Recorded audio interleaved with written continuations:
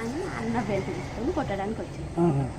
నా షాపుని కొట్టకురా, నేను కొట్టినా కొట్టుకుంటా, పెట్టినా పెట్టుకుంటా, నా షాపు మీద నువ్వు చెయ్యొద్దు అనేసి దొబ్బాడు. దొబ్బినా కూడా ఆగలేదు అన్న, మనోజ్ అని ఆగలేదు. దానివల్ల ప్రసాద్ దెబ్బ కొట్టిండు.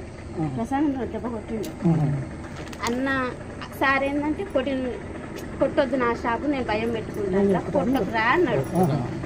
ఇద్దరు దానివల్ల ఇక ఆ షాపు గురించి ఏదంతా గొడవ, తండ్రి కొడుకు నెట్టుకున్నారు.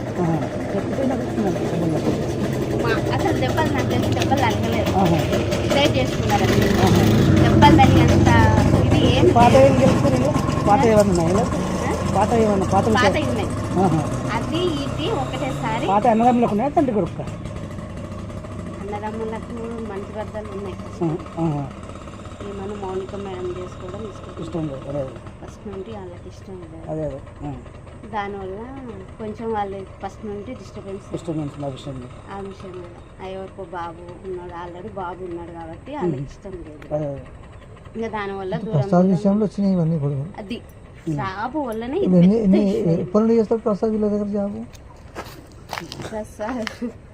ప్రసాద్ జాబ్ వాడు 6 సంవత్సరాలు 4 సంవత్సరాలు ఇక్కడ హైదరాబాద్ అక్కడ హైదరాబాద్ కాదు పనిచేస్తారు సార్ దగ్గర.